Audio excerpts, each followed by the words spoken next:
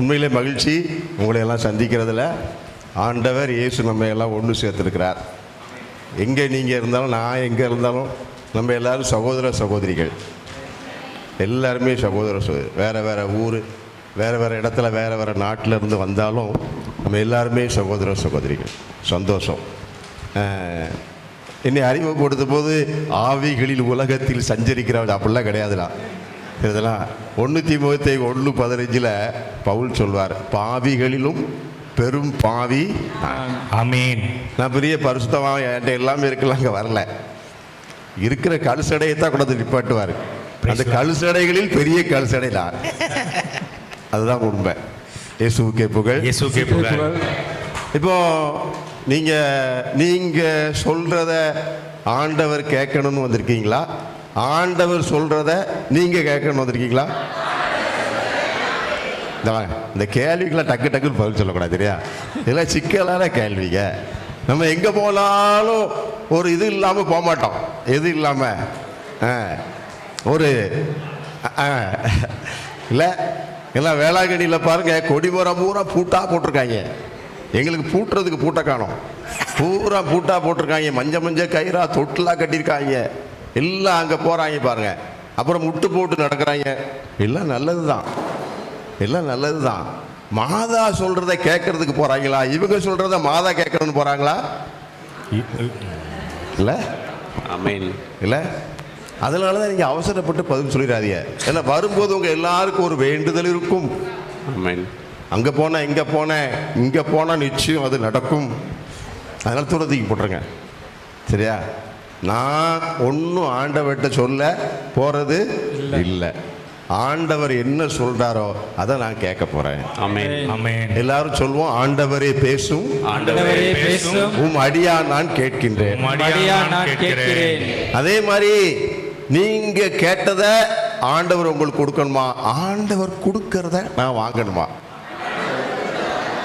கொஞ்சம் தெளிவாகிக்கிடுவோம்ல. நம்ம 2 பேரும் கடையில் குழப்படி இருக்கக்கூடாது. தெளிவாயிரும். ஆண்டவர் கொடுக்கறது நல்லதா, நீ கேட்டு அவர் கொடுக்கறது நல்லதா? ஆண்டவர் கொடுக்கறது. ஆண்டவரே நீங்க என்ன கொடுத்தாலும் தெரியுப்பா, நீங்க கொடுக்கறத நான் வாங்கிக்கிறேன். ஏன்னா நிச்சயமா 100க்கு 100, 100க்கு 1000 நீங்க கேட்கறத விட ஆண்டவர் உங்களுக்கு கொடுக்கிறது அற்புதமாக இருக்கும்.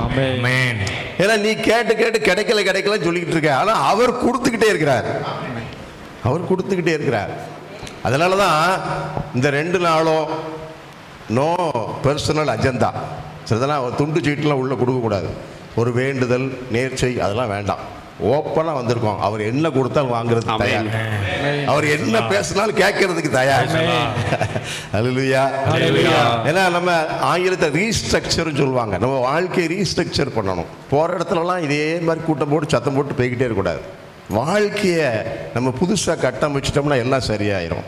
ஏன்னா இயேசு தோமாட்ட சொன்னார், கண்ணால் காண்பதை என்ன சொன்னது? கண்டு விசுவசிக்கிறவனை விட காணாமல் விசுவசிக்கிறவன் பாக்கியம். கண்டு விசுவசிப்பதை விட காணாமல் விசுவசிப்ப பேறு பெற்றவன் சொன்னார்ல. ஆமாம். அப்போது நம்ம கண்ணால் காண்கிறதை நான் விசுவசிப்பதை விட கண்ணால் காணாததை நான் விசுவசிக்கணும். சரிதானா? நம்ம பொதுவாக அப்படி நம்ம கண்ணு, நம்ம புலன்கள் எல்லாம் பார்க்கறதே கேட்கறதே தான் பழகிருக்கு. அதை கடந்து அடுத்த கட்டத்துக்கு போகல. அடுத்த கட்டத்துக்கு நீங்க போயிருப்பீங்க அப்படின்னு சொன்னா காணாததை விசுவசிக்கணும். என்ன தெரியுமா? இந்த கேம்பஸ்க்குள்ள, இந்த வளாகத்துக்குள்ள இயேசு இருக்கிறார். ஆமென். உயிரோடு இருக்கிறார். ஆமென். சத்தம் பத்தாது. ஆமென். எங்க தூங்கு மூஞ்சிகளை அழைச்சிட்டு வந்திருக்கீங்க? ஆமென். இயேசு இங்க உயிரோடு இருக்கிறார். ஆமென். ஏன்னா இந்த வளாகத்தில் நற்கருணை ஆண்டவர் இருக்கிறார். அப்போ உங்க மத்தியில இயேசு உயிரோட இருக்கிறார். இது எப்பவும் யார் பேசுறார், யார் ஜெபிக்கிறதெல்லாம் நீங்க பெருசா எடுக்கக்கூடாது. அது ஏதாவது கழுத கத்திக்கிட்டு இருக்கோம். ஆனா இயேசு இங்க உயிரோட இருக்கிறார். அவர்தான் உங்களை அழைத்து வந்திருக்கிறார். அப்போ இயேசு இங்க இருக்கிறார்னா மாதா அம்மாவுக்கு இருக்காங்க.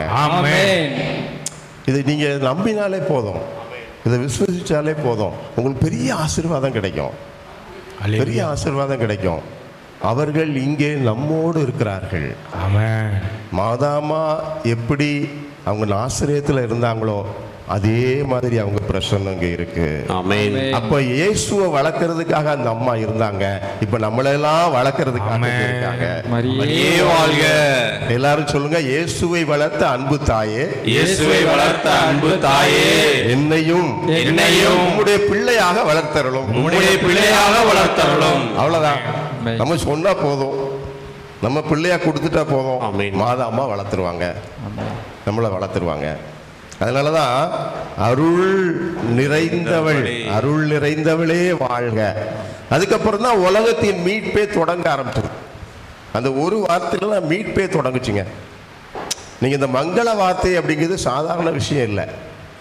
எப்போ அருள் நிறைந்தவளே வாழ்கன்னு சொன்னாங்களோ அப்போ மீட்பு ஆரம்பிச்சிருச்சு. மீட்பெரும் உருவாயிட்டாரு, மீட்பும் துவங்கிருச்சு. இந்த அருள் நிறைந்தவளே அப்படின்னு சொல்லும்போது நமக்கு என்ன தோணுது அப்படின்னு சொன்னா, அப்ப நானும் அருளால் நிரம்பணும். நானும் அருளால் நிரம்பணும். மாதா நமக்கு சொல்லக்கூடிய செய்தி, மாதா எதுக்காக ஜெபிக்கிறான்னா ஒவ்வொரு பிள்ளையும் அருளால் நிரம்பணும். நீங்க எல்லாரும் மணி பர்ஸ் வச்சிருக்கீங்களா? ஆண்கள் வச்சிருப்பீங்க மணி பர்ஸ். மணி பர்ஸில் என்ன இருக்கு? பணம். அப்போ மணி பர்ஸ் பணத்தால் நிரம்பி இருக்குது இல்லையா?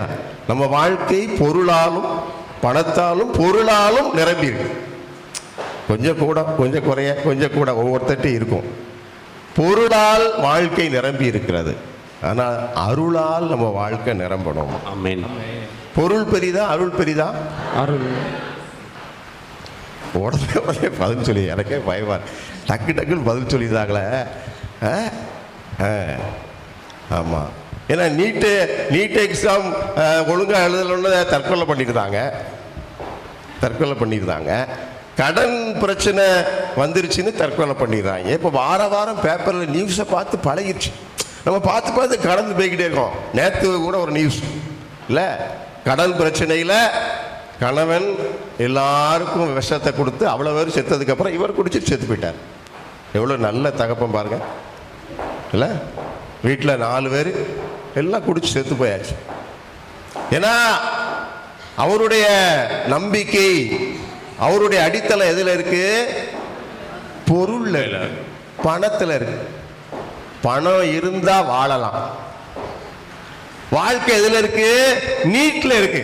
என் வாழ்க்கை எதுல இருக்கு? நீட்ல இருக்கு. விளங்குமோ? என் வாழ்க்கை நீட்ல இருக்கு. நீட் இல்லைன்னா எனக்கு வாழ்க்கை இல்லை. என் வாழ்க்கை எதுல இருக்கு? அந்த பையன்ட்ட இருக்கு என் வாழ்க்கை. என் வாழ்க்கை அந்த பொண்ணுட்ட இருக்கு. அவ இல்லாம நான் இல்லை. ஐயோ நான் இல்லை. அவ இல்லாம நான் இல்லை. அது இல்லாம நான் இல்லை. நல்லா கவனிச்சுக்கணும் இல்ல? அதனால என்ன சொல்றோம்? கடன் பிரச்சனையா? 25 லட்சம் 30 லட்சம் 40 லட்சம் கடன் பிரச்சனையா? அவ்வளவுதான், வாழ்க்கை முடிஞ்சு போச்சு. கணவன் மனு சண்டை வரும், விவாகரத்து, ஓடணும், போகணும், செத்து போகணும், முடிஞ்சு போச்சு. அப்போ மாதா நமக்கு என்ன சொல்றாங்க? மாதா என்ன சொல்றாங்க? நீ பொருளை மட்டும் தேடாதே, கடவுளுடைய அருளையும் தேடு. ஆமென். ஏனால் பொருளால் செய்ய முடியாததெல்லாம் அருள் செய்யும். ஆமென். பொருள் அருளை கொடுக்காது, ஆனால் அருள் பொருளை கொடுக்கும். நீ அருளை உன் வாழ்க்கையிலே உயர்த்த சேர்க்க உனக்கு எல்லாமே அதோடு சேர்ந்து கிடைக்கும். ஆமென். ஹல்லேலூயா. ஹல்லேலூயா. ராத்திரி பூரா மீன் பிடிச்சாங்க, மீன் கிடைக்கல. ஆனா அருள் அந்த கரையிலே காத்திருந்துச்சு. அருள் அந்த கரையிலே காத்து. நல்லா கவனிங்க, ராத்திரி பூரா மீன் பிடிச்சு மீன் கிடைக்கல. எப்படி? 25 லட்சம் ரூபாய் கடன். என்ன செய்ய? அருள் அந்த கரையில காத்திருக்குது. நான் என்ன செய்யணும்? அந்த அருளை எனக்கு எடுக்கணும், இந்த அருளை பெற்றுக்கொள்ளணும், அந்த அருளோடு ஒத்துழைக்கணும். பேதுரு ஒத்துழைத்தார். என்னன்னா, மீன் கிடைக்கலையா? கிடைக்கல, வலது பக்கமாய் போடுங்கள். அந்த அருளோடு ஒத்துழைத்தார். படகு நிறைய மீன்கள் கிடைத்தது. ஆமென். நம்முடைய வீடு காங்கிரீட் தளத்தால் மூடப்படவில்லை, கடவுளின் அருளால் மூடப்பட்டிருக்கு. ஆமென். அல்லேலூயா. கடவுளின் அருளால் மூடப்பட்டிருக்கு. நீங்கள் எப்போ உங்கள் வீடு காங்கிரீட் இருக்குது, சோறு இருக்குன்னு நினைக்கக்கூடாது. உங்கள் வீட்டிலும் மேலும் சுற்றிலும் கடவுளுடைய அருளால் மூடப்பட்டிருக்கு. நீங்கள் எப்போனாலும் அந்த அருளை உங்களுக்கு எடுத்துக்கலாம். God's grace is waiting for you always. ஆமென். எப்பவும் உங்களுக்காக காத்திருக்கு. 25 கடல்ல தற்கொலை பண்றாங்களே, என்ன காரணம்? கடவுளுடைய அருள் எனக்கு இருக்கு, எங்க வீட்டில் இருக்கு. நீ போன கடன் பெட்ட வலதுபுறமாய் வீசுனா படகு நிறைய கிடைக்குங்கிற நம்பிக்கை இல்லாதனால வாழ்க்கை போயிடுச்சு, செத்து போயிட்டாங்க. அதே கடல் தான், அதே படகு தான், இந்த பக்கம் போட்டது அந்த பக்கம் போட்டு கிடைச்சிருச்சு. அதனால தான் காலியான படகுகளை எல்லாம் நிரப்பிய ஆண்டவர், மீன்களால் நிரப்பிய ஆண்டவர், காலியான கூடைகளை எல்லாம் அப்பத்தால் நிரப்பிய ஆண்டவர், காலியான குடங்களை எல்லாம் ரசத்தால் நிரப்பிய ஆண்டவர் உங்களை நிரப்பாமல் அனுப்ப மாட்டார். உங்களை நிரப்பாமல் ஆமென். நீ கேட்டாலும் கேட்காட்டாலும் உன்னை நிரப்பாமல் அனுப்ப மாட்டார். நான் என்ன செய்யணும்? கடவுளுடைய அருளோடு நான் ஒத்துழைக்கணும், அவ்வளவுதான். You must cooperate with God's grace. கடவுளோட ஒத்துழைச்சா போதும், தலைகளெல்லாம் ஒன்றையும் தூக்கி நிறுத்த வேண்டாம். கடவுளுடைய அருள் என் கூடையே வந்துகிட்டு இருக்கு, என் கூடையே வாழ்ந்துகிட்டு இருக்கு. அதைத்தான் திருமணத்தன்றைக்கு திருமண அருட்சாதனத்தில் அந்த அருளை கொடுக்குறாரு. நீ ஒரு ஆள், இப்போ 2 ஆள், அப்புறம் 3 ஆள், 4 ஆள். இது எல்லாத்துக்கும் நீ கோயிலிருந்து கல்யாணத்தன்னைக்கு அருளை வாங்கிட்டு போற. உன் குடும்பத்துக்குள்ள அந்த அருள் செயல்பட்டுக்கிட்டே இருக்கு. என்ன பிரச்சனை, என்ன கஷ்டம், நீ ஒத்துழைச்சா போதும், கடவுளுடைய அருளை தேடினா போதும். அன்னை மரியாளுக்கு சொன்னது போல கடவுளால் ஆகாதது ஒன்றுமே இல்லை. ஹல்லேலூயா. அல்லேலூயா. அப்ப எந்த அளவுக்கு கடவுளுடைய அருளை நான் தேடுறேன்?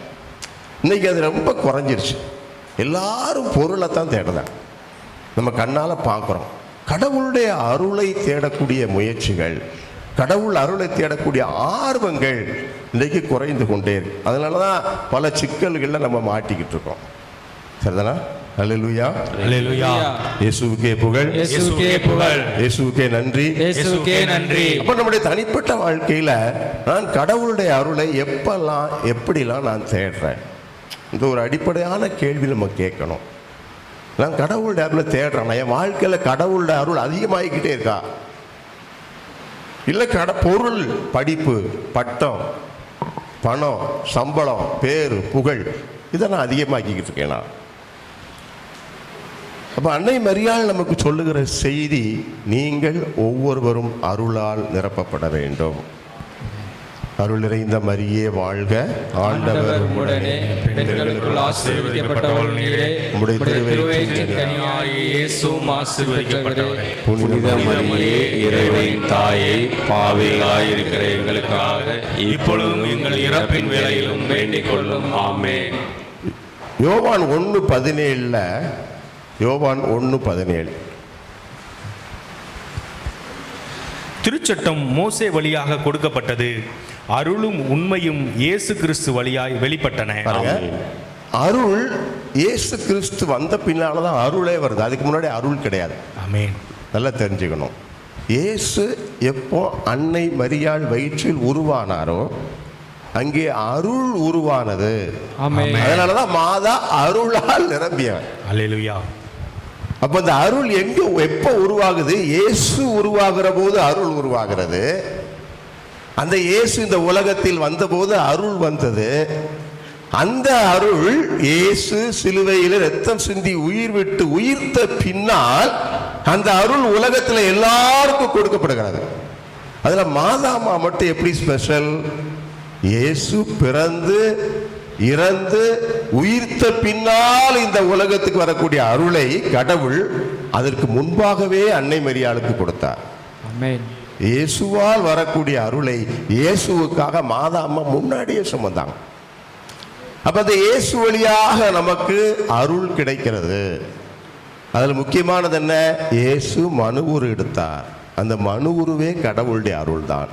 அந்த இயேசு வழியாக பெற்றுக்கொள்கிற அருளைத்தான் திருச்சபையிலே அருள் சாதனங்களாக வைத்திருக்கிறோம். அருள் சாதனங்கள் 7 அருள் சாதனங்கள் இருக்கு. யார் ஊர்லயாவது கூட குறையா இருந்தா சொல்லுங்க. 7 தானா? 7 அருள் சாதனங்கள் என்னதெல்லாம்? பொது நன்மை,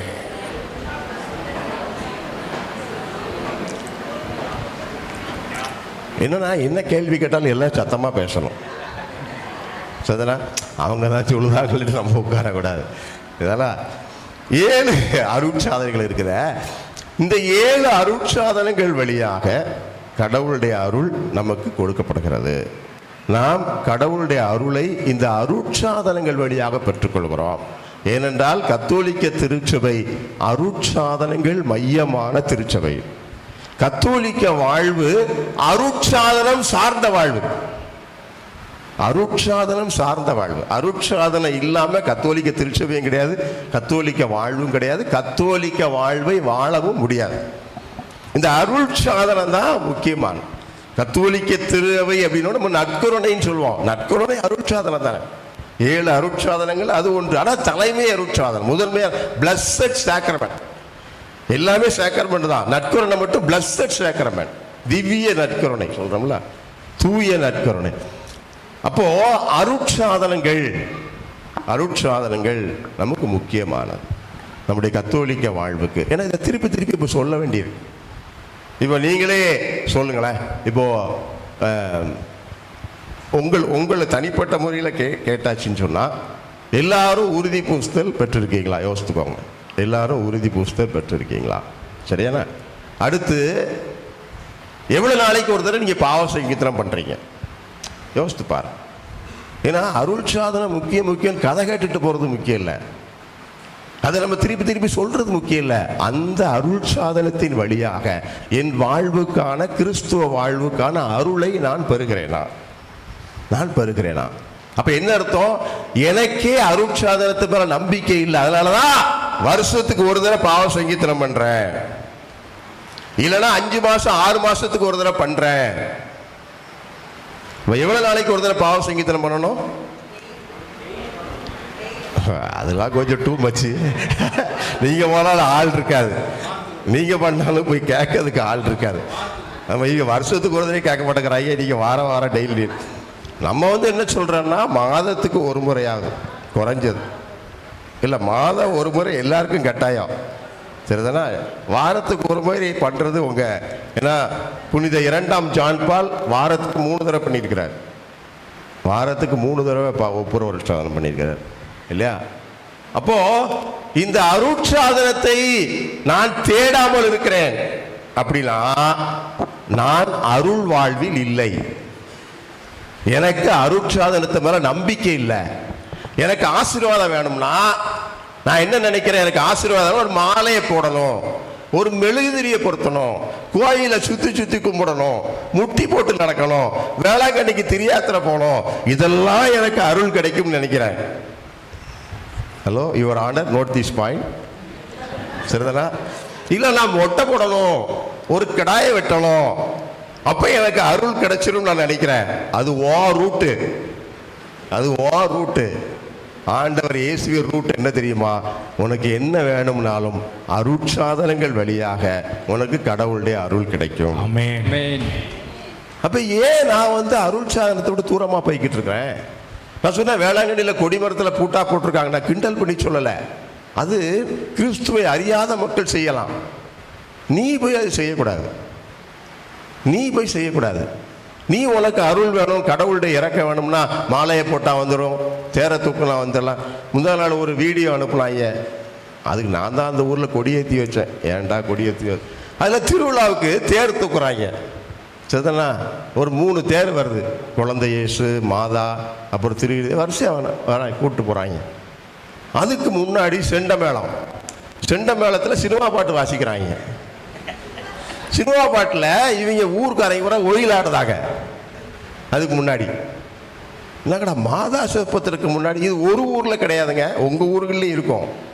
மாதா சப்பரத்துக்கு முன்னாடி சினிமா பாட்டு வாசிக்கிறான், இவங்க ஒயில் ஆடுறாங்க. அட பாவிகளா, ரூபா உன் பணம் பூரா வேஸ்ட்டாக போச்சுலா. நீ செலவழிச்ச பணம் போட்ட வரி பூரா வேஸ்டா போச்சுலாம். வீட்டுக்கு 1000 ரூபாய் வரி போட்டிருப்பாங்க, வேஸ்ட்டு.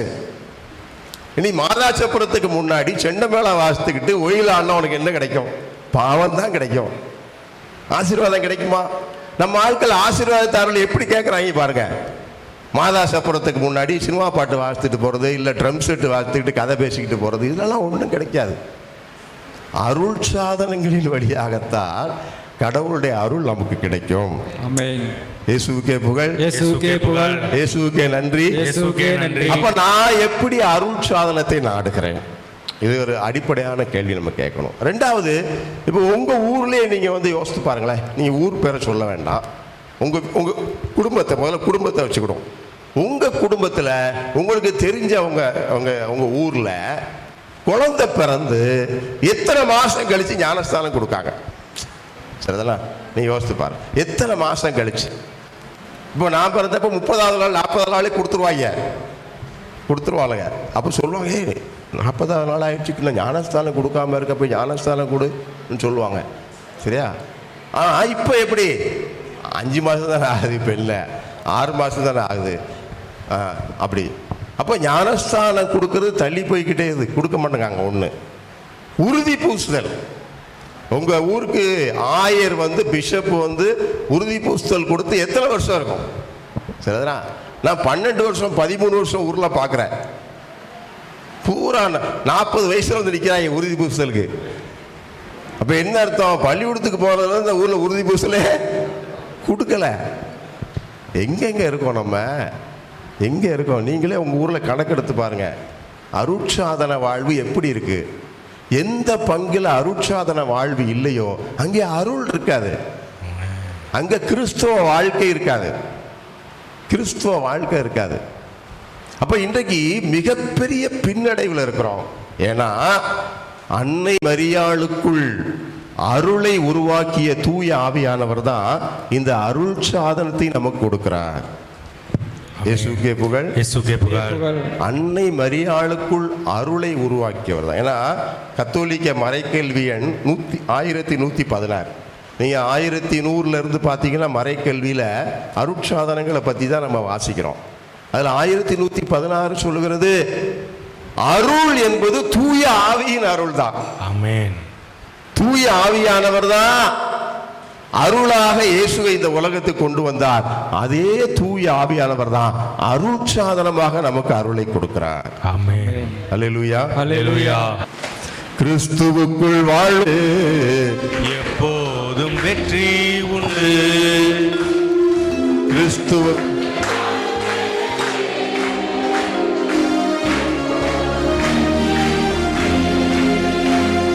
வெற்றி உண்டு.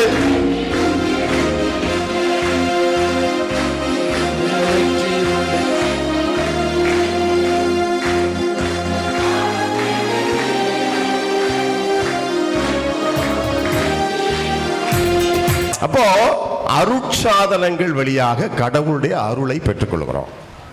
ஒவ்வொரு வாழ்க்கை நிலைக்கும் நாம் பெற்றுக்கொள்கிறோம். அப்ப அருட்சாதனத்துக்கு அடிப்படை என்ன? இயேசுவின் வாக்குறுதி. ஏன்னா அருட்சாதனங்கள் இயேசு உண்டாக்கிய நிறுவிய அருட்சாதனங்கள். திருச்சபை அருட்சாதனத்தை உண்டாக்கல, இயேசு நிறுவியது, இயேசு உண்டாக்கியது. அதனால இயேசுவின் வார்த்தைகளும் வாக்குறுதிகளும் தான் அந்த அருட்சாதனத்துக்கு அடிப்படை.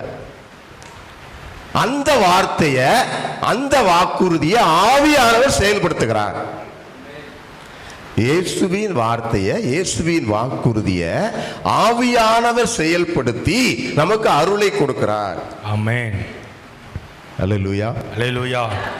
இப்போ ஒரு எடுத்துக்காட்டு வச்சுக்கணுமே. இப்போ திருப்பலியில இயேசு சொன்ன வார்த்தை வாக்குறுதி. நீங்க லூக்கா நற்செய்தி 22வது அதிகாரத்தில் 19-20 வசனம். லூக்கா 22 19 20. பின்பு அவர் நற்கருணை என்கிற அருட்சாதனத்துக்கு இந்த வார்த்தை தான் அடிப்படை, இந்த வாக்குறுதி தான் அடிப்படை. ஒவ்வொரு அருட்சாதனத்துக்கும் ஒவ்வொரு வார்த்தை இருக்கு. அப்போ இந்த வார்த்தையை இயேசு சொன்னார், வாக்குறுதி கொடுத்தார். அதை குருவானவர் சொல்லுகிற போது தூய ஆவியானவர் செயல்படுறார். அது என்ன வார்த்தை வாசிங்க? அவர் அப்பத்தை எடுத்து கடவுளுக்கு நன்றி செலுத்தி அதை பிட்டு அவர்களுக்கு கொடுத்து, இது உங்களுக்கு கொடுக்கப்படும் எனது உடல், எனது நினைவாக இவ்வாறு செய்யுங்கள் என்றார். அப்படியே உணவு அருந்திய பின்பு அவர் கிண்ணத்தை எடுத்து, இந்த கிண்ணம் உங்களுக்காக சிந்தப்படுகிற எனது இரத்தத்தால் நிலைப்படுத்தப்படும் புதிய உடன்படிக்கை. பாருங்க, இப்போ இயேசு இந்த வாக்குறுதியும் வார்த்தையும் கொடுத்து நற்கருணையை ஏற்படுத்தி இருக்கிறார். இந்த வார்த்தையை குருவானவர் சொல்லுகிற போது தூய ஆவியானவர் அந்த வார்த்தை வழியாக அப்பத்தை இயேசுவின் உடலாக, ரசத்தை இயேசு இரத்தமாக மாற்றுகிறார். ஆமென். நம்ம திருப்பலியில 3 காரியங்கள் எப்படி இயேசுவின் உடலாக இரத்தமாக மாறும்.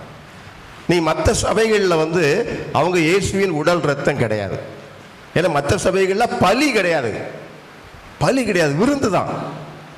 விருந்து தான், திருப்பலி கிடையாது. ஒரு சபையிலும் கிடையாது, கத்தோலிக்க சபையை தவிர.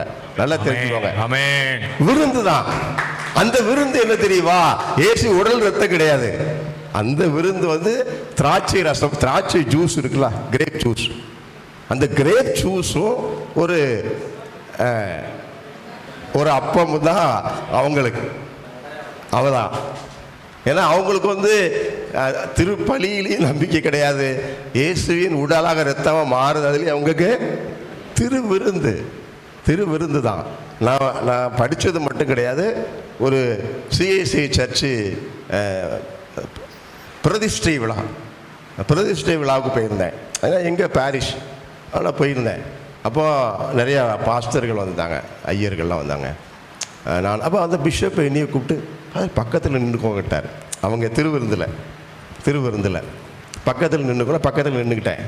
அவங்க திருவிருந்து, அந்த திருவிருந்து ஜபங்கள் தொடக்கத்தில் இருந்து பார்த்தா சொன்னால் நம்ம திருப்பலியில் இருக்கலாம், அதே ஜபந்தான். 1-2 மட்டும் அவுட் ஆஃப் சிலபஸாக எடுத்துட்டாங்க. இந்த இறந்து போனவங்களுக்கு ஜெபிக்கிறது, புனிதர்கள், அதெல்லாம் எடுத்துட்டாங்க, அவுட் ஆஃப் சிலபஸ் எடுத்துட்டாங்க. அப்புறம் விசுவாச பிரமாணம் சொல்றாங்க, நம்ம விசுவாச பிரமாணம். அவங்க சொல்றாங்க கத்தோலிக்க திருச்சபையில் அம்புகிறவங்க. நெசமாக எனக்கு ஷாக் ஆயிடுச்சு. நான் பக்கத்தில் இருக்க பாஸ்டர் நைஸாக கேட்டேன், பாஸ்டர் இதைத்தான் நாங்களும் சொல்லிக்கிட்டு இருக்கோம், நீங்களும் எதான் சொல்லிக்கிட்டு இருக்கீங்க, ஏன் தனித்தனியாக சொல்லணும், ஒன்றா வந்துருமே கேட்டவர்கிட்ட. அவர்களுக்கு கீழே அக்கலாம் அப்படிங்கிறார். அவர் என்ன பண்ணுறாங்கன்னா முக்கியமானது மட்டும் எடுத்துட்டு அதே இது அப்படியே கண்டினியூ பண்ணுறாங்க. திருப்பலியில் மட்டும் இல்லைங்க, நம்முடைய திருச்சபையிலேயே அவங்களுக்கு தேவையானதெல்லாம் எடுத்துட்டு மற்றதெல்லாம் வச்சுக்கிட்டு இருக்காங்க இன்னமும். ஆமென். இல்லை, கத்தோலிக்க திருச்சபை வேண்டாம், அந்த பிஷப் வைக்கிற தொப்பி உனக்கு எதுக்கு வேணும்? கத்தோலிக்க திருச்சபை வேண்டாம், அவர் வச்சிருக்கிற கோல் உனக்கு எதுக்கு? கத்தோலிக்க திருச்சபை வேண்டாம், இந்த அங்கி உனக்கு எதுக்கு? இந்த ஸ்டோன் உனக்கு எதுக்கு? அப்போ என்னன்னா, நாங்கள் வேணுங்கிறத மட்டும் எடுத்துக்கிடுவோம், மற்றதெல்லாம் எடுத்துக்கிட மாட்டோம். பாவம். இயேசுவுக்கே புகழ். அப்போ என்ன ஆகி போச்சு, அதில் கிளைமாக்ஸ் என்ன தெரியுமா? இதெல்லாம் போச்சு பூசை. அப்புறம் எல்லாருக்கும் திருவிருந்து கொடுக்குறாங்க. ஆமாம், கொடுத்துக்கிட்டு இருக்கும்போது காலியாக போச்சு. நம்மனா என்ன செய்வோம், பெட்டிக்குள்ளே இருக்கும், எடுத்துக்கூடாது கொடுப்போம். அங்கே பெட்டி கிடையாத. ஆமாம், ஒன்று என்ன பண்ணாங்க, ஒரு பாத்திரத்தில் அப்படி அந்த பிஷப்கிட்ட கொண்டாந்தாங்க. அப்படின்ட்டு அவ்வளோதான். எதுக்கு சொல்ல வரோம்னா, அது ஆண்டவருடைய உடலும் கிடையாது, ஆண்டு ரத்தமும் கிடையாது. அதே grape juice, blessed grape juice, அவ்வளோதான். ஒரு ஆசீர்வதிக்கப்பட்ட திராட்சை ரசம். அதே அப்பந்தான், ஆசீர்வதிக்கப்பட்ட அப்பம். நல்லா தெரிஞ்சுக்கணும். அதனால நம்ம நம்பிக்கை அவர்களுடைய நம்பிக்கை இல்லை, அவர்களுடைய நம்பிக்கை. ஏன்னா அவங்க அருட்சாதனத்தை நம்ப மாட்டாங்க, மற்ற சபையில் அருட்சாதனம் கிடையாது. ஆனால் நம்ம திருப்பலியில் எப்போ ஒரு அப்பம் இயேசுவின் உடலாக மாறுது அப்படின்னு சொன்னால் 3 காரியங்கள். ஒன்று என்னன்னா, குருவானவர் கைகளை உயர்த்தி ஜெபிப்பார். ஆண்டவரே, உம்முடைய தூய ஆவியை அனுப்பி இந்த காணிக்கைகளை நீர் புனிதப்படுத்தியறலாம். அப்போ தூய ஆவியான இறங்கி வருவார். ஒன்று. ரெண்டாவது என்னன்னா, இயேசுவின் வார்த்தையை நாம் திருப்பி அறிக்கையிடுகிறோம். ஆண்டவருடைய வார்த்தை உயிர் உள்ளது, ஆற்றல் மிக்கது, அவருடைய வாக்குறுதி பொய்க்காது. அப்போ இயேசுவினுடைய வார்த்தையை திருப்பி சொல்லும்போது, இப்போ வாஸ்தவ அதை திருப்பி சொல்லும்போது அந்த வார்த்தையை தூய ஆவியானவர் இயேசுவின் உடலாக இரத்தமாக மாற்றுகிறார். ஆமென். மூன்றாவது, இந்த திருச்சபையின் விசுவாசம். இந்த திருச்சபையின் விசுவாசம் இயேசுவிடமிருந்து பெற்றுக்கொண்ட விசுவாசம் இருக்கு, 2000 ஆண்டுகள் அறிக்கிற விசுவாசம் இருக்குது. அந்த விசுவாசம் அப்பத்தை இயேசுவின் உடலாக, ரசத்தை இயேசுவின் ரத்தமாக மாற்றுகிறது. ஆமென். சரிங்களா? இது யார் செய்யறா? தூய ஆவியானவர் செய்யறாரு. இயேசு என்கிற அருளை கொடுத்த அதே ஆவியானவர் தான் அந்த இயேசுவின் அருளை அருட்சாதனங்கள் வழியாக கொடுக்கிறார் நமக்கு. அதே மாதிரி ஞானஸ்தானத்துக்கு மத்தேயு 28:19 இயேசு சொன்னார்ல, அந்த வார்த்தை, அந்த வாக்குறுதி, அந்த வார்த்தையை ஒரு குருவானவர் சொல்லும்போது தூய ஆவியானவர் அந்த வார்த்தை வழியாக நம்மை எல்லாம் கழுவி தூய்மையாக்கி நம்மை ஆண்டவருடைய ஆலயமாக மாற்றுகிறார். மத்தேயு 28:19 என்ன? எனவே நீங்கள் போய் எல்லா மக்களினத்தாரையும் சீடராக்குங்கள், தந்தை மகன் தூய ஆவியார் பெயரால் திருமுழுக்கு கொடுங்கள். பாருங்க, அப்போ நம்ம நினைக்க கூடாது இந்த ஞானஸ்தானம் இதெல்லாம் பேர் வைக்கிற ஃபங்க்ஷன், அப்போ உறுதி பூசுதல் இதெல்லாம் பிஷப் இல்ல, இது இயேசு உண்டாக்கியது. இதன் வழியாகவே இயேசு இந்த உலகத்தில் நம்முடைய வாழ்வுக்கான அருளையும் ஆற்றலையும் கொடுக்கிறார். இது ஒரு குருவானவர் செய்யல. இன்னொன்று திருச்சபை இல்லை, இயேசுவின் வாக்குறுதி. அவர் சொன்னார், தந்தை மகன் தூயாவை திருமுழுக்கு கொடுங்கள், இதை என் நினைவாக செய்யுங்கள், தூய ஆவியை பெற்றுக்கொள்ளுங்கள். எல்லாம் ஆண்டவருடைய வார்த்தை, அதை தூய ஆவியானவர் செயல்படுத்துகிறார். இயேசுவுக்கே புகழ், இயேசுவுக்கே புகழ். அதுல 3 அருட்சாதனங்கள் முத்திரையான அதிர்ஷ்டம், உடைக்கப்படாத முத்திரை. 3 அருட்சாதனம். ஒன்று என்ன? திருமுழுக்கு. திருமுழுக்குல பெறுகிற அருள் இழக்கவே முடியாத முத்திரை. ஆமென். ஒன்று. இரண்டாவது உறுதி பூசுதல். மூன்றாவது குருத்துவம். வெளியே போனாலும் இன்னும் ஃபாதர் பெர்க்மான்ஸ் தான். ஏன்னா முத்திரை எடுக்கப்பட முடியாத முத்திரை குட்டப்படுது. 3. மற்றதெல்லாம் நமக்கு 3 அருட்சாதனங்கள் நம்ம ஒரே ஒரு முறை தான் பெற முடியும். என்னதெல்லாம்? திருமணம் இல்லைங்க. ஐயோ வாய்ப்பு இருக்கு தலைவா, வாய்ப்பு இருக்கு. 2வது 3வதுக்கெல்லாம் வாய்ப்பு இருக்கு. சரிதானா? ஞானஸ்தானம் ஒரே முறை, உறுதி பூசுதல் ஒரே முறை, குருத்துவம் ஒரே. அவ்வளவுதான். இந்த முத்திரை தான், 3 முத்திரையும் உடைபடாது. ஏன் தெரியுமா? அது ஒரு முறை தான், ஒரே ஒரு முறை தான். 2 அருட்சாதனம் நம்ம 3 தடவை 4 தடவை 2 தடவை 5 தடவை வாங்கிக்கலாம். 2 அருட்சாதனம் என்னதெல்லாம்? நோயிர் பூசுதல், பாவமணி இல்லைங்க, திருமணம். நோயில் பூசுதலும் திருமணம். சரிதானா? ஏன்னா நம்ம ஊர்ல அவஸ்தைன்னு சொல்லுவாங்க. 1970க்கு முன்னாடி வரைக்கும் அது அவஸ்தை தான். என்னன்னா, இறந்து போகிறவர்களை தயாரிப்பது. இறந்து போறவர்கள் சீக்கிரம் சாகணும்னு, செத்து போனா மோட்சத்துக்கு போறது தயாரிக்கிறதா அவஸ்தை பூசுதல், அவஸ்தை கொடுக்கிறது. 1970 திருத்தந்தை 6ஆம் பவுல் தான் அதை மாத்தினார். ஒரு அமெண்ட்மெண்ட் பண்ணி இறந்து போனவர்களுக்கு தயாரிக்கிறது இல்ல, இறந்து போகிறவர்களையும் ஆண்டவர் காப்பாற்ற வல்லவர், அவர்களை சுகப்படுத்தணும்.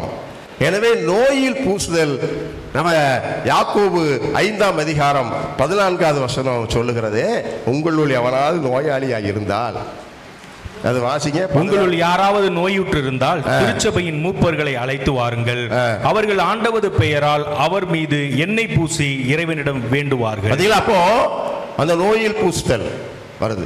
இது 2ம் திருமணமும் அதே மாதிரி தான். மனைவி இறந்து போயிட்டாங்க இல்லையா, தவிர்க்க முடியாத காரணத்தில் விவாகரத்து, டைவர்ஸ்.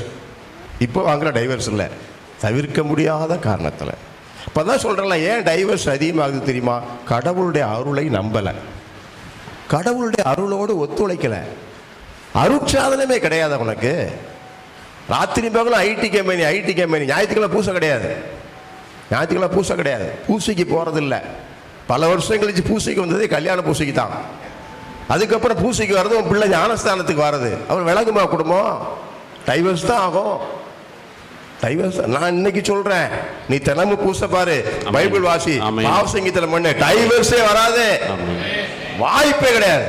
500% வராது. அமெரிக்காவில் ஆய்வில் கண்டுபிடிச்சிருக்காங்க, நான் சொல்லல, அமெரிக்காவில் ஆய்வில் கண்டுபிடிச்சிருக்காங்க. அருட்சாதனங்கள் பெறக்கூடிய குடும்பங்கள், ஒவ்வொரு நாளும் ஜெபிக்கிற குடும்பங்களில் 500% டைவர்ஸ் வராது. அப்ப ஏன் டைவர்ஸ் வருது? கடவுளுடைய அருளோட ஒத்துழைக்கல. திருமணத்தன்று கடவுள் கொடுத்த அருள் என் வீட்டில் எப்பவும் கூரையில் இருக்குது, எனக்காக காத்திருக்கு. நான் கொஞ்சம் இறங்கி போய் ஆண்டவரே உம் அருள் செயல்படட்டும், ஆண்டவரே உம்முடைய அடிமை உம்முடைய வார்த்தையின்படி ஆகட்டும் சொன்னா அந்த அருள் எனக்கு வெற்றியை தரும். ஆமென். இயேசுவுக்கே புகழ், இயேசுவுக்கே புகழ், இயேசுவுக்கே நன்றி, இயேசுவுக்கே நன்றி. அப்ப இதுல ரெண்டு காரியம் நம்ம கவனிக்கணும். ஒண்ணு என்னன்னா, இந்த தூய ஆவியானவர் புறநிலை அகநிலை ரெண்டு வகையில செயல்படுதார். புறநிலை அகநிலை இது ரொம்ப முக்கியமான ஒன்று அருட்சாதனத்திலே. இந்த புறநிலையில என்ன அப்படின்னா, ஏன்னா அருட்சாதனங்களுக்கு எப்படி கடவுளுடைய வார்த்தை அடிப்படையோ அதே மாதிரி பொருட்களும் முக்கியம். தண்ணி, எண்ணெய், அப்பம், ரசம். ஏன்னா இயேசுவே அப்படித்தானே பயன்படுத்தினாரு. நீ சுகமாகனு சொன்னார், ஆனால் என்ன செய்றாரு, உமிழ் நீரை எடுத்து சேத்துல வச்சு அப்புறம் எடுத்து பூசினார். பொருளை யூஸ் பண்ணுறாரு. அதனால தான் இயேசு தான் எல்லாத்துக்கும் அடிப்படை. இது என்னன்னா புறநிலையில் என்ன அப்படின்னா, அருட்சாதனத்தை நிறைவேற்றுகிறவர் இல்லை திருப்பணியாளர். அது பொதுநிலையினரோ குருவானோ இல்லை, பொதுநிலை ஞானஸ்தானம் கொடுக்கலாம் அவசரத்துக்கு. அப்போது திருப்பணியாளர் அவருடைய தகுதியை பொறுத்து அருட்சாதனம் பாதிக்கப்படாது. திருப்பணியாளருடைய தகுதியின்மை இருந்தாலும் அருட்சாதனம் என்பது அது வேலிட், அது நிறைவானது. ஏன்னா நம்ம என்ன நினைப்போம், நல்ல ஃபாதர்கிட்ட பூசை பார்க்கணும்னு நினைப்போம். நல்ல ஃபாதர் பூசை வச்சா தான் அங்கே ஆண்டவருடைய உடல் ரத்தம். ஒரு மாதிரி மோசமான எப்படி தான் கணக்கு பண்ணுறாங்களா, நல்ல ஃபாதர் மோசமான ஃபாதர். அதில் ஆண்டவருடைய திருவுடல் ரத்தம் மாறாது. ஐயோ இவர்கிட்டயா போய் ஞானஸ்தானம் கொடுக்கறது என் பிள்ளைக்கு கிடையாது. எந்த திருப்பணியாளராக இருந்தாலும் அது திருப்பணியாளர் சார்ந்ததல்ல, அது தூய ஆவியானவர் சார்ந்தது. இயேசுவின் வாக்குறுதியை ஒரு திருப்பணியாளர் செய்யும் போது, உச்சரிக்கும் போது, அறிக்கையிடும் போது தூய ஆவியானவர் அந்த அருளை பெற்றுக் கொடுக்கிறார், அந்த அருளை நமக்கு தருகிறார். அல்லேலூயா. இது புறநிலையில அருட்சாதனம் இன்வேலிடே கிடையாது, வேலிட். யார் எப்படிப்பட்டவர் நிறைவேற்றினாலும், அவர் நல்லவரா கெட்டவரா மோசமா அதை பற்றி கவலை இல்லை. ஆனால் கடவுளுடைய அருள் செயல்படும். இரண்டாவது என்னன்னா அகநிலை. அந்த அருட்சாதனத்தை பெற்றுக்கொள்ள, அதான் ரொம்ப முக்கியமானது. த ரெசிபியன்ட், யார் அருட்சாதனத்தை பெற்றுக்கொள்கிறோம் அவருடைய தகுதி முக்கியமானது. நீங்க தகுதி இல்லாம பெற்றீங்கன்னா உங்களுக்கு அருள் கிடைக்காது. அது தகுதினா என்ன? ஒன்று விசுவாசம். அந்த அருட்சாதனத்தின் மீதும் அருளாளர் இயேசுவின் மீதும் விசுவாசம் ஒன்று முக்கியமானது. இரண்டாவது தயாரிப்பு, அதற்கான தயாரிப்பு. மூன்றாவது அன்பு, உண்மையான அன்பு. இயேசுவின் மீதும் அன்பு, நம்முடைய சகோதர சகோதரிகள் மீதும் அன்பு. இது இல்லைன்னா அருட்சாதன வழியாக உங்களுக்கு அருள் கிடைக்காது. அதனாலதான் இவ்வளவு திருப்பலி பார்த்து ஒன்றும் நடக்கலடா. காரணம் என்ன அப்படின்னா, எல்லாருக்கும் உறுதி புஸ்தகம் வாங்கத்தானே செய்கிறாங்க. தூய ஆவியோட தீய ஆவி தான் நிறைய இருக்கு. ஏன்னா உறுதி புஸ்தகம் எப்படி பசங்க வாங்குறான்னு நமக்கு தெரியும் இல்லையா? ஃபாதர் அனௌன்ஸ் பண்ணிக்கிட்டே இருப்பார், அடுத்த மாதம் 1000 வரப்போகிறாரு, அதுக்கு முன்னாடி எல்லாம் தயாரிக்க வாங்க. ஒரு மாதமாக கிளாஸ் நடக்க வரமாட்டாங்க. கடைசி 2 நாளைக்கு முன்னாடி ஃபாதர் என் பையன் இப்போ தான் வந்திருக்கான் ஃபாதர், ப்ளீஸ் ஃபாதர். அடுத்த பிஷப் எப்போ வருவான்னு தெரியாது, ப்ளீஸ் ஃபாதர் சேர்த்துக்கோங்க ஃபாதர். சேர்க்க முடியாது, ஒரு மாதமாக நான் சொல்லிக்கிட்டு இருக்கேன், நான் என்ன பைத்தியக்காரனா? சேர்த்துக்கோங்க ஃபாதர். என்னத்தையோ சொல்லி சம்மதிக்க வச்சுருவாங்க. அது என்னத்தையோ நான் எதுவும் சொல்ல விரும்பலை, சம்மதிக்க வச்சுருவாங்க. 2 நாளைக்கு முன்னாடி வந்துட்டு அவனும் வெள்ளை ட்ரெஸ் போட்டு வந்து அவனும் முழங்கால் போட்டு வாங்கிட்டு போயிடுவான். அப்போ தூய ஆவியாளர் கிடைக்குமா? அவனுக்கு கிடைக்காது. ஏன்னு கேட்டால் விசுவாசம் இல்லை, தயாரிப்பு இல்லை, உண்மையான அன்பு இல்லை. அப்போ தயாரிப்பு முக்கியம். அது நற்கருணை வாங்க போனாலும் சரிதான், பாவ சங்கீர்த்தனத்துக்கு போனாலும் சரிதான். என்னுடைய தகுதியை பொறுத்து, என்னுடைய தயாரிப்பை பொறுத்து தான் அருள் எனக்கு கிடைக்கும். ஏன்னா கேரளாவில் ஒரு சகோதரர் இப்போ முழு நேர ஊழியராக இருக்கிறார். அவருக்கு இழப்பு நோய். வீசிங், சுவாச பிரச்சனை, வீசிங் ப்ராப்ளம். இப்போ ரொம்ப முடியாமல் போய் நைட்டில் உயிருக்கு போராடக்கூடிய சூழ்நிலை பக்கத்தில் ஆஸ்பத்திரிக்கு போனாங்க. அங்கே நர்ஸ் தான் இருந்தாங்க. நர்ஸ் ஒரு ஊசியை போட்டாங்க. வீட்டுக்கு வந்து 2 கண்ணும் பார்வை இல்லாமல் போயிட்டு, 2 கண்ணும் தெரியல. பெரிய ஆஸ்பத்திரிக்கு தூக்கி கொண்டு போனாங்க. அப்போ டாக்டர் சொல்லிட்டாங்க, வேறு ஊசி போட்டதுனால சைடு எஃபெக்டும் கண் பார்வை போயிடுச்சு. வருமா வராதா தெரியல. இப்படி சொல்லிக்கிட்டு இருக்கிறாங்க. அடுத்த நாள் பார்த்தா உடம்பெல்லாம் கொப்பளமாயிடுச்சு. பூரா கொப்பளம். ட்ரெஸ்ஸே போட முடியாது. ட்ரெஸ்ஸை போட்டால் ஒட்டிக்கிடும். உடம்பு பூரா கொப்பளம்.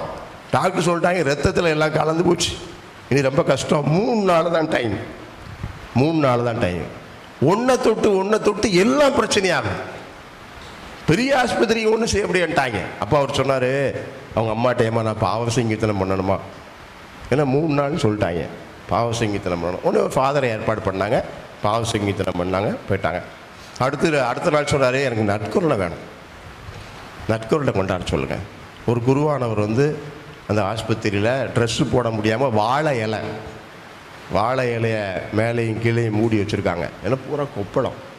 அவர் வந்து குருவானவர் வந்து நற்கருணை கொடுக்குறாரு. நற்கருணை வாங்கி உள்ளே போக கண் பார்வை தெரிஞ்சிருச்சு, கொப்பளமெல்லாம் ஆறிட்டு. 20 டாக்டர் வந்து கேட்காங்க, என்ன ஆச்சு, எப்படி? நற்கருணை என்கிற அருட்சாதனத்தில் எனக்கு சுகம் தேவைப்பட்டது, வாழ்வு தேவை, மன்னிப்பு, அதை ஆண்டவர் அருளாக கொடுத்தார். ஆமென். காரணம் என்ன தெரியுமா? அவன் தகுதி உள்ளவனாய் ஆக்கினான். விசுவாசம் அதிகமாச்சு, பாவ சங்கீர்த்தனம் பண்ணி மன்னிப்பு கேட்டான், அன்பு எல்லாம் சேர்ந்து வரும்போது ஆண்டவர் அருட்சாதனத்தை கிடைக்கிறதெல்லாம் அவன் பெற்றுக்கொண்டான். பெற்றுக்கொள்களுடைய தகுதி தான் முக்கியமானது.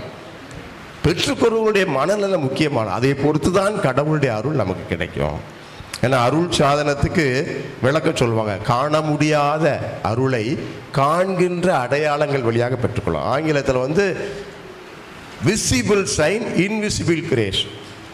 Invisible grace through visible sign, காண்கின்ற அடையாளம். ஏன்னா மனுஷன் அடையாளத்தின்படி தானே இருக்கும். பைக் ஓட்டிட்டு போகிறோம், சிவப்பு லைட் எரியுது, இப்போ என்ன அர்த்தம்? நில். சிவப்புக்கும் நிற்கிறதுக்கும் சம்மந்தம் உண்டா? ஆனால் அந்த சிகப்பு அப்படின்னா என்ன அர்த்தம்? நில். அடையாளம். இல்லை நீங்கள் ஒரு பொண்ணுகிட்ட போய் ரோஸ் கொடுக்குறீங்க, ரோஸ் பூ கொடுக்குறீங்க, ஒரு ரோஸ் பூ இது வரைக்கும் கொடுத்ததில்லை, கொடுக்குறீங்க, ஒரு ரோஸை கொடுக்குறீங்க. அப்போ என்ன அர்த்தம்? I love you. ரோஸில் எழுதியிருக்கா ஐ லவ் யூன்னு, அது ஒரு அடையாளம். ஆனால் அதனால என்ன அர்த்தம்? நான் உன்னை அன்பு செய்கிறேன். அதே மாதிரி தான் அடையாளம் தண்ணியாக இருக்கலாம், அடையாளம் எண்ணெயாக இருக்கலாம். ஆனால் அந்த அடையாளத்தை குறித்து காட்டக்கூடிய அருளை நமக்கு கொடுக்குது. அருள்னா என்ன? இப்போ அருட்சாதனம்னா காண முடியாத கடவுளுடைய அருளை காண்கின்ற அடையாளங்கள் வழியாக பெற்றுக்கொள்கிறோம். Visible sign, invisible grace. சரிதானா? அருள்னா என்ன? நான் சொன்னேன், இயேசு மனு ஊர் எடுத்த போது தான் அருள் வந்துச்சுன்னு சொன்னேன் இல்லையா? அருள் இறை இயல்பு மனித இயல்பில் பங்கேற்பது தான் அருள். அப்ப கடவுளாய் இருந்தவர் மனிதனாக வந்தார். கடவுளுடைய இயல்பு மனித இயல்பில் வந்து இயேசு கடவுளும் மனிதனும் ஆனார். அல்லேலூயா. இயேசு கடவுளும் ஃபர்ஸ்ட் டைம் உலக வரலாற்றில் முதல் முறையாக கடவுளும் மனிதனுமாக, கடவுளுடைய இயல்பு மனித இயல்பு கலந்து, participation of divine grace in participation of divine life in human life. நம்முடைய வாழ்க்கையில் கடவுளுடைய அருள் இல்லாமல் வாழ முடியாது. அப்ப என்ன ஆகுது?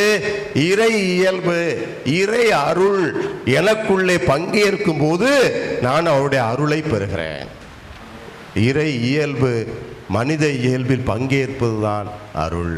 இயேசுவுக்கே புகழ், இயேசுவுக்கே புகழ், இயேசுவுக்கே நன்றி, இயேசுவுக்கே நன்றி. ஞாயிற்றுக்கிழமை திருப்பலிக்கு போறவர்கள் எண்ணிக்கை குறைந்து கொண்டே இருக்கிறது. அப்போ ஞானஸ்தானம் எல்லாம் அருட்சாதனம். அப்போ என்ன அருள் இருக்காது.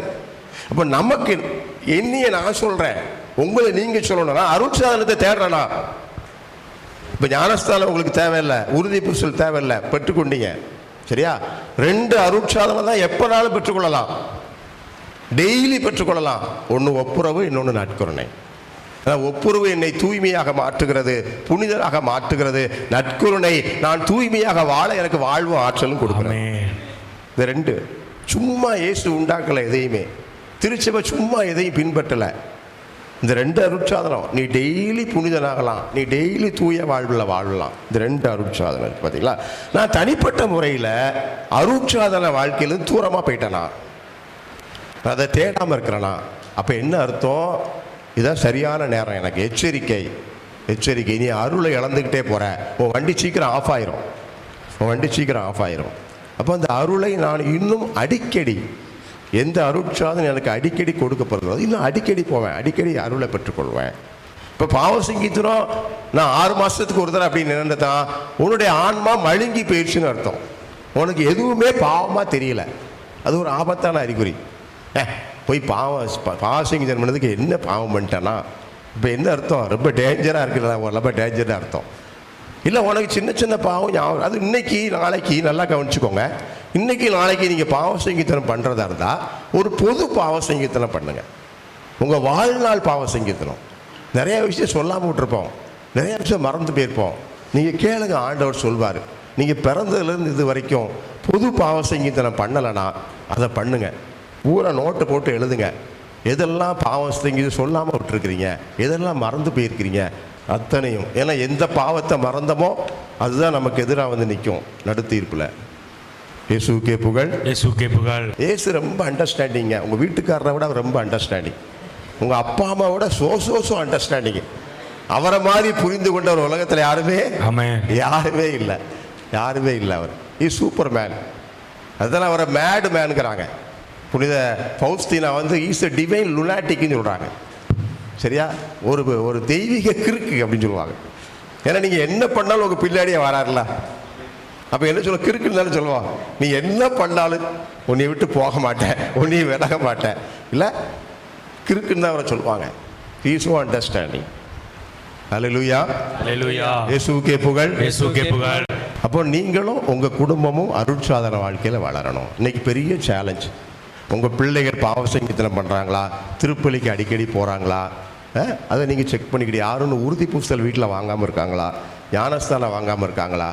இது நம்முடைய கத்தோலிக்க கடமை. ஏன்னா கிறிஸ்துவ வாழ்வு என்கிற மரம், கிறிஸ்துவ வாழ்வு என்கிற மரம் இந்த அருட்சாதனங்களால் தான் முளைச்சி வளர்ந்து பலன் கொடுக்கும். இந்த கிறிஸ்துவ வாழ்வுங்கிற மரம் வளர்றதுக்கு தான் அருட்சாதனங்கள். அது இல்லைன்னா வாழ்வு இருக்காது. கிறிஸ்துவ வாழ்வு இல்லைன்னா உலக வாழ்வும் நமக்கு கஷ்டம்தான். அருள் நிறைந்த மரியே வாழ்க, ஆண்டவர் உடனே, பெண்களுக்குள் ஆசீர்வதிக்கப்பட்டவள் நீரே, உடைய திருவயிற்றின் கனியாகிய இயேசுவும் ஆசீர்வதிக்கப்பட்டவரே. புனித மரியே, இறைவனின் தாயே, பாவிகளாக இருக்கிற எங்களுக்காக இப்பொழுதும் எங்கள் இறப்பின் வேளையிலும் வேண்டிக் கொள்ளும். புனித சூசையப்பரே,